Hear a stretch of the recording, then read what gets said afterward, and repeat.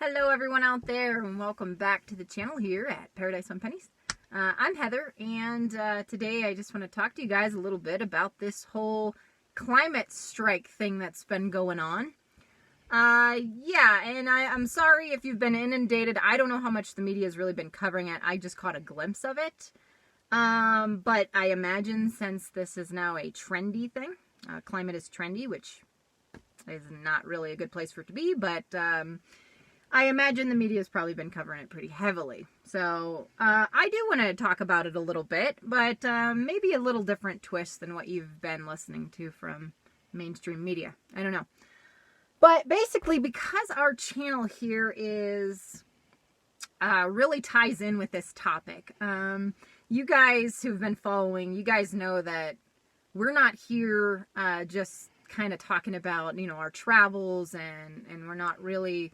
We kind of don't fit in any particular genre, I guess, here on YouTube, because we have kind of a different agenda here. Our lifestyle is, it's about being simple. It's about living life to the fullest through simplicity and not needing a lot of stuff to find our happiness, and not blindly pursuing money, and, kind of breaking tradition that we're used to. That we kind of get taught, at least in the U.S. and really a lot of places around the world, it sounds like too now. This whole material pursuit business, it's not making anybody happy. So, that really, so when we talk about climate, we're obviously talking about this whole concept of protecting our environment and caring about the future generations and caring about the planet. And, first off, I need to say that it's really important for people to consider, what the agenda actually is here. The climate issue is not in itself isolated. We have a much bigger issue, actually, as a planet, and it's total environmental degradation. I mean, it's not an isolated climate issue. It's not that, we're going to be a little warmer, and we're just going to have to learn to deal with the hot, sunny weather. It's like, that's not what climate, that takes a lot of deeper understanding of the issue to understand that it's far more complicated than that. And it is also, like I said, total environmental degradation that we're facing, which is the bigger problem here. And the climate issue is just another problem on top of that. So I think it's important for people to grasp that. And like I said, then that ties with what we talk about and what we showcase here. I sure hope that message is received from everyone out there, that that's the point, really, of the channel, is to show people through our everyday life and videos that you can be happy and you can have a really good time, and you even can have some stuff. That's our whole point. Paradise on Pennies. We live in paradise. That's the idea. We live with luxury. But again, we're redefining luxury. So, like taking a shower, having the warm water, that's a luxury. But yeah, I'm not going to lie. We have stuff, right? You guys know we have stuff. It's just not hordes and hordes of stuff. We kind of stick to the basics of what we need for food, water, or taking care of our dogs and stuff like that.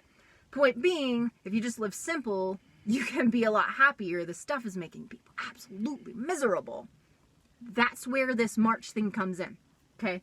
So, yeah, I get some people will say, well, it's a good thing. We're raising awareness. I think we're all aware of the climate issue, no matter what side you jump on. Also, it's not an A or B situation here with climate and environmental catastrophe. The solutions are not really A or B. Those are usually political agendas used to divide and conquer. So if you find yourself falling into that trap, like I'm pro do something about climate and I'm anti do something about climate, that's probably a political trap no matter what side you're on. So be careful there. The best thing you can do, and I don't want to preach here, but the best thing you can do is educate yourself. I don't think you'll disagree with me on that one. I would say, honestly, this is going to be just an ever-increasing big issue. So, it's worth your time to look into it a little bit. Do a little Physics 101. Doesn't have to be complicated amount. little chemistry 101, a little biology 101. Get the general basics down there. And then from there, start reading up on ecology and start understanding how absolutely complex and dynamic ecology is. A lot of people think of ecology and they think of, you know, if they haven't really studied it heavily, they probably think of this, you know, the predator and the prey, or, you know, there's one little situation and there's plants or there's animals, and, you know, it's kind of those types of topics. And I think it throws it in then with this little kid topic. It's probably one of the most complex topics you can look at, because what you actually find is, if you really want to study it today, people that study it actually are very well versed in math and statistics.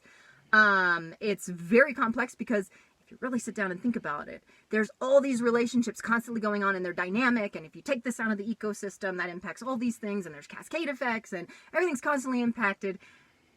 And then climate is a part of that, right? Because there's the non-living and the living side and all these interactions going on. And then if we mess with the climate and we do it really, really fast, we potentially destroy the balance in that very complex system.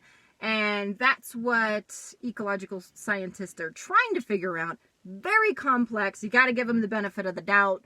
We've never in the history of the planet seen such a crazy amount of, you know, toying with the system.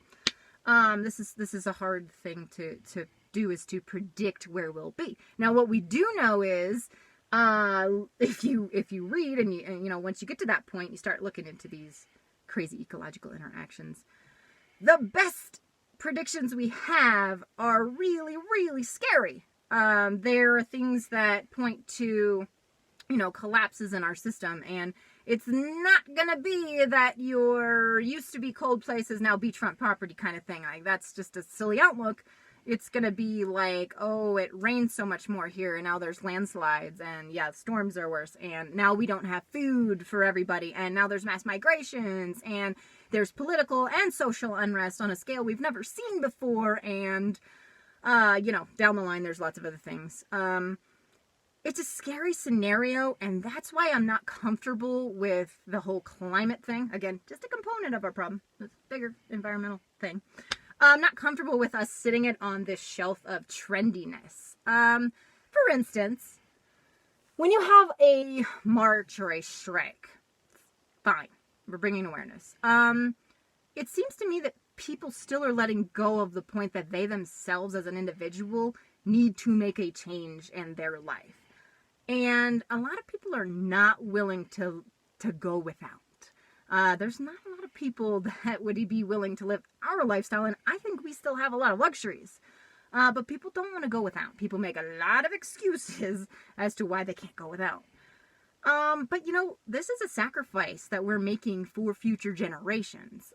It's really an honorable thing to do, is to go without now. But people don't want to do that. And we find all these little battles along the way. Straws and water bottles and bags, for the plastic side. And we have lots of other issues out there. And then, yeah, like I said, then we have people that say, okay, well, I'm going to go and participate in this climate event. But how much of that is still being just a trendy thing that you picked a side, an A or B? I'm going to be pro do something about climate, but we have a responsibility to actually understand what the problem is. And that comes back to all that research I said to do. And unless you've done that and you've kind of really just constantly educated yourself about one of the most complex things that a human could really grasp. I mean, this is complex stuff, I have to admit. We have to all learn all that and then pick our position. And what I guarantee is, if you actually looked into it, your position would be to have less. Because that is one of the key conclusions. I understand it's not the only thing we could do, but as an individual, it's one of the key things that you can do to make things better now and in the future, is to learn to live with less. And that's the one thing I don't see people doing. Many of those people at the climate march, I highly doubt, no insult intended, but I highly doubt that they would be willing to live with a lot less. Maybe some of them, but let's really be honest here. I mean, it's not really human nature today to live with less. And in terms of making a difference, what we have to do right now, the task is monumental. It's been increasingly getting worse. We've let it go to a point where now it's monumental. So now we have to do with a lot less to make a difference. And that means like blanket level majority of people would have to be living with, very tiny house. You don't get to have, many, many bedrooms, and you don't get to heat and cool it constantly. And if you live in an area that's unsustainable, boop, you have to move. This is not just an alternative energy situation where we can just replace our current energy with alt energy. Again, read on it, whatever, but we have to have less demand. Yeah, we could use alt energy, but needing less energy would be the key there, because if we just switch and we keep ramping up our needs and the population, and we just need more and more, as many of you probably know, you imagine, that would be a bad scenario in the future too, and we're just postponing the inevitable here, just like, for some reason, what we've done with many other situations in the past, like our nuclear waste. We did it, we don't know where to put it. Our fossil fuel issue, we did it, we don't know how to solve it. We do, but we don't want to. We've caused a lot of damage to the planet. So, okay, what's my point? Kind of ranting here. The reason, because I'm actually really, really passionate about this topic, because, like I said, that's really the whole point of this channel here, right? I mean, we're being an example here to show people, like, we're not just living with less to be trendy. I'm really happy living this way. Like, this is a really good life. I have more freedom. I only have to work for a much smaller amount of resources, which gives me a lot more free time to learn more, which has been a big benefit because I've been able to read expansively across topics and learn even more than I ever did before.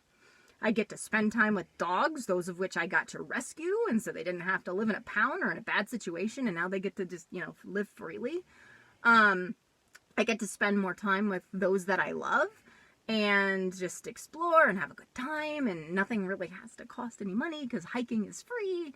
So is reading.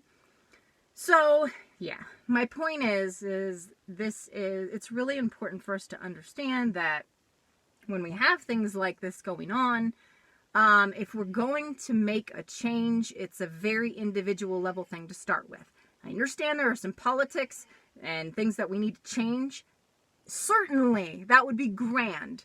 But we all know that is the longest, most excruciating process to get political change. So why not start with ourselves? Just face it. We have to live with less. Why?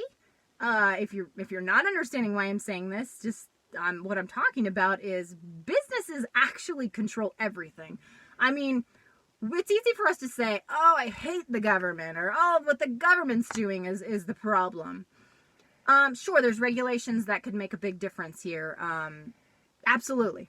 But again, why are they making these rules and regs or not passing the right ones? Because of because businesses are lobbying, and businesses are, businesses are the puppeteers of the government and pretty much everyone else. I mean, they're controlling us with the stuff. And that's why the more we detach ourselves away from this dependence on stuff, the better we can be as people and the more change we'll make. And I promise you, it's the only way to make an impact on this environmental disaster we're all facing. And it's the only way we can actually cooperate and work together. The less stuff we're chasing, the less competitive we are with one another. I mean, we're happier, which is a better place. And it's the only way we're going to make a difference for whatever kids, nieces, nephews, or grandkids you have out there. It's so important right now for them. Things are going to escalate if we don't do something. So there's very simple things we can do. The blanket solution is just don't need as much stuff. Do you really need that many bedrooms? Do you really need, that that big of a porch? Do you really need that much closet space? Do you really need to buy those water bottles? There's filters, and they're actually pretty cheap, lucky for us. Do you really need all those decorations? Do you really need, I could go down the list, but you could just ask yourself these things and just make the difference. I mean, this is how we do it together. Yeah, so that's just what I want to say about that whole thing, because I did hear about it and it hit me hard because it's such a big deal. I don't want to bash an effort to try to make a difference. I get it, but I'm afraid that a lot of people actually don't get it, and they're picking a side, like I said, and they're just out there kind of blindly marching. I mean, you have to face how many resources were used to do such a strike, a climate strike. And if we're using resources to do it, it gets a little weird, right? I mean, if everyone there had made the sacrifice in their individual life, I'd feel a heck of a lot better. Because if we buy less, corporations are not as big, and they cannot bully and lobby as much as they do. And if they don't, a lot of these regulations and these policies won't get pushed as hard, and you make a change just by that. And that's the first step. Other things come down the line after that with changing policies, and then you can protest the government and businesses and stuff like that. But hopefully I was clear. I get a little excited about this topic, but yeah, we can make a difference, and I want everyone to do it, but I want to make sure everyone is actually doing the thing that is the right thing. And I wanted to make sure that we tied this back to why we're living the way we are here at our whole Paradise on Pennies thing. There's a point to it. So yeah, guys, I mean, come together with us, and we'd love it. We want more people to live simple. Let us know if you are. Let us know what changes you've made. Let's start that campaign. Let's actually start making individual changes together. That's cooperation. That will show we're more advanced as humans if we come together and actually make the hard changes. They're not easy, but we can together make the hard changes, and that shows that you care about your fellow humans, fellow life in general on the planet, and those people that are going to be around in the future that can finally look back and say, thank you for actually making a change and not just making a sign. So that's it for today, guys. I'll talk to you guys next time, and see you.